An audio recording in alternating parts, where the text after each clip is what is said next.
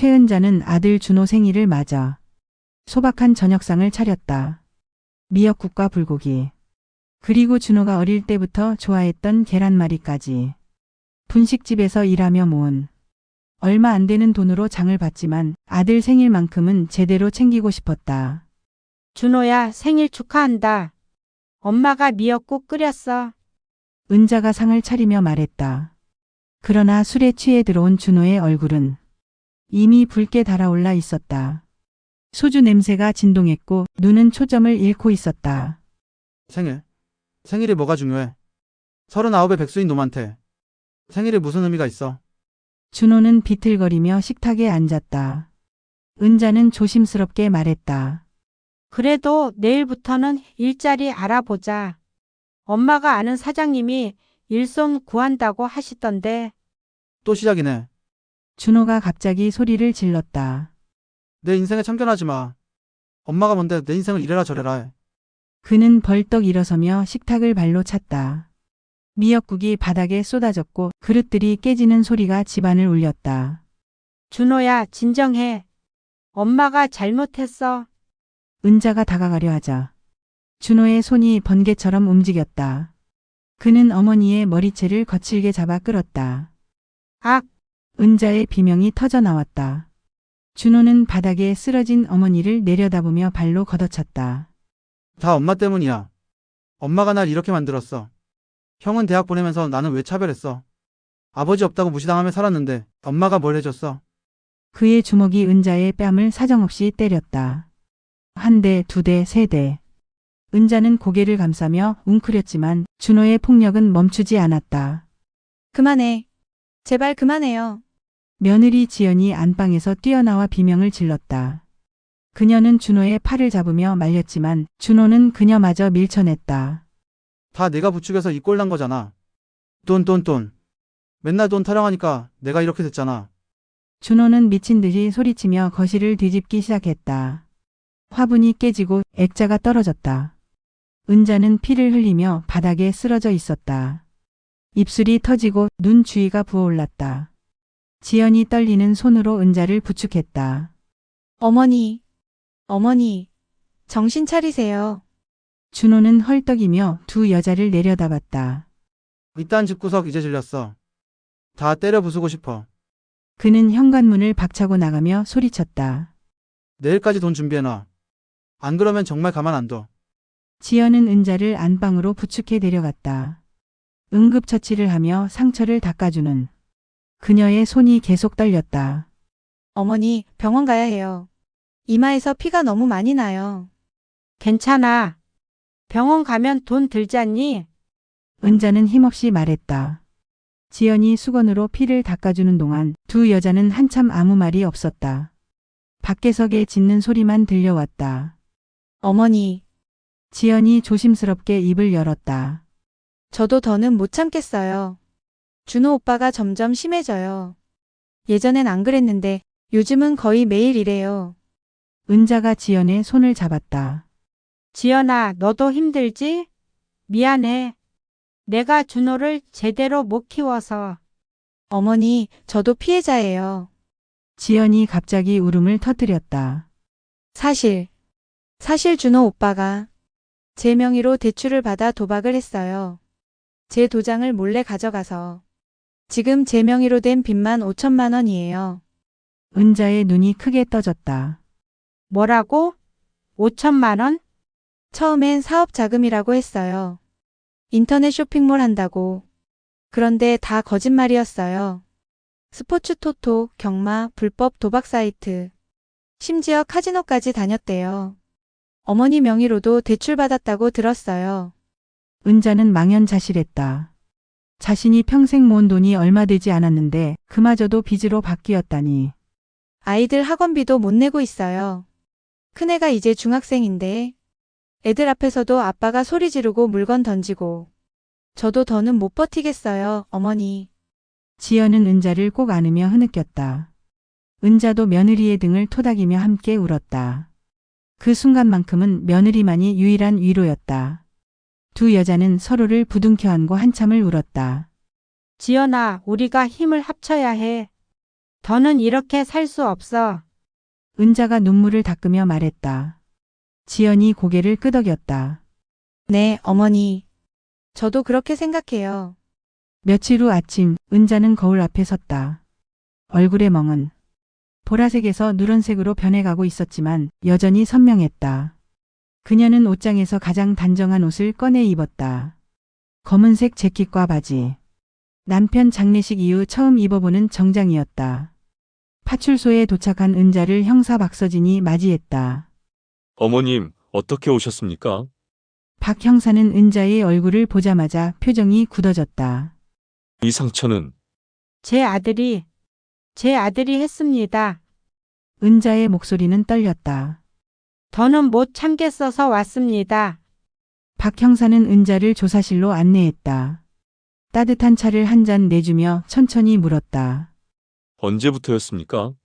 한 달 전부터요. 아니, 사실은 더 오래됐어요. 처음엔 물건만 던지더니 점점 심해졌어요. 이번엔 정말 죽을 뻔했어요.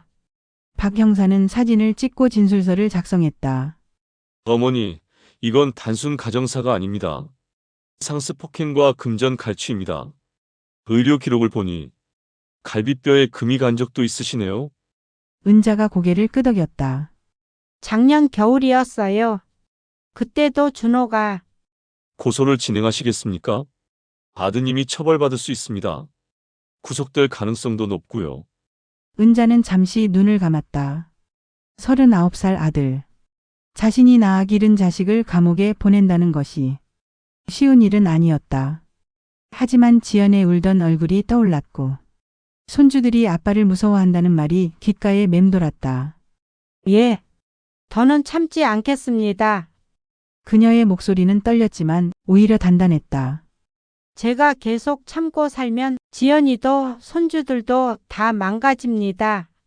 이제는 끊어야 해요. 박 형사가 서류를 내밀었다. 여기 고소장입니다. 신중히 읽어보시고 서명해 주세요. 은자는 펜을 들었다. 손이 떨려 글씨가 삐뚤빼뚤했지만 끝까지 서명을 마쳤다.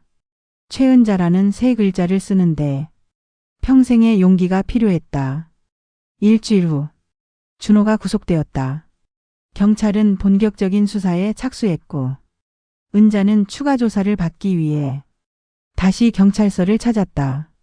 박 형사가 심각한 표정으로 그녀를 맞았다. 어머니, 수사 과정에서 이상한 점을 발견했습니다. 준호 씨가 탕진한 돈의 흐름을 추적했는데요. 박 형사는 서류를 펼쳐 보였다.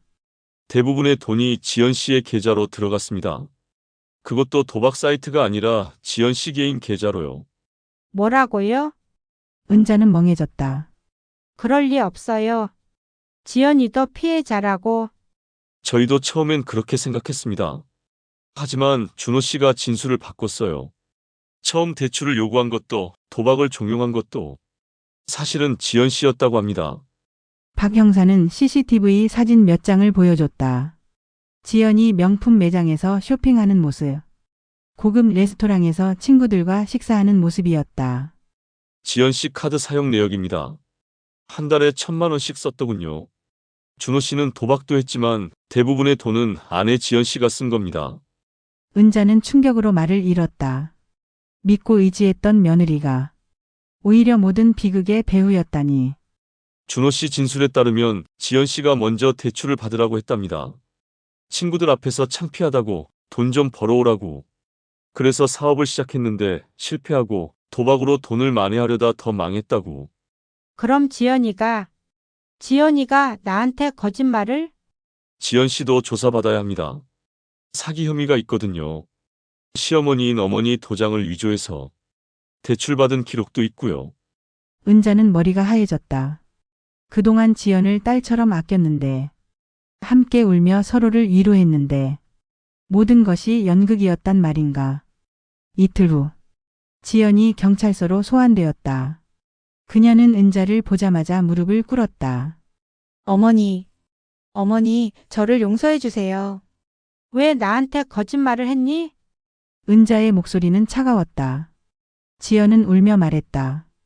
저도 살려고 그랬어요. 처음엔 정말 작은 돈이었어요. 친구들이 다 명품 백 들고 다니는데 저만. 그래서 준호 오빠한테 돈 좀 벌어달라고 했죠. 그런데 일이 커진 거예요. 그래서 준호를 도박판에 밀어 넣은 거니? 아니에요. 도박은 오빠가 스스로.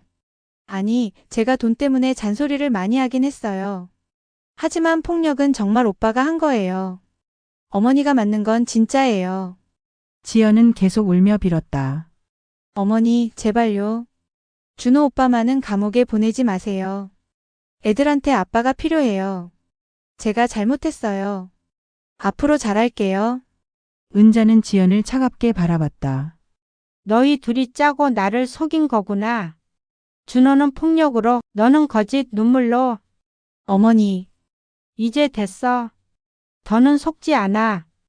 은자는 박 형사를 바라봤다. 둘 다 법대로 처벌받게 해주세요. 준호도 지연이도요. 박 형사가 고개를 끄덕였다. 네, 어머니. 그렇게 하겠습니다. 지연이 울부짖었지만 은자는 돌아보지 않았다. 경찰서를 나온 은자는 분식집으로 향했다. 오늘이 마지막 영업일이었다. 가게를 정리하고 불을 끄며 그녀는 속으로 중얼거렸다. 나는 평생 자식을 위해 살았다.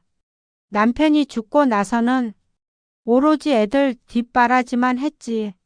하지만 이제는 내 남은 생을 나를 위해 살겠어. 문을 잠그고 돌아서는 그녀의 눈가에는 눈물이 맺혔다. 그러나 그 눈물은 절망이 아니라 새로운 자유의 시작이었다. 65년 인생에서 처음으로 그녀는 자신만을 위한 삶을 살기로 결심했다. 다음 날 아침 은자는 작은 원룸으로 이사했다. 짐은 많지 않았다. 옷가지 몇 벌과 그릇 몇 개, 그리고 남편과 찍은 오래된 사진 한 장. 창가에 작은 화분을 놓고 물을 주며 그녀는 미소 지었다. 이제 시작이야. 창밖으로 아침 햇살이 따뜻하게 들어왔다. 피눈물의 긴 밤은 끝났고 최은자의 새로운 인생이 막 시작되고 있었다.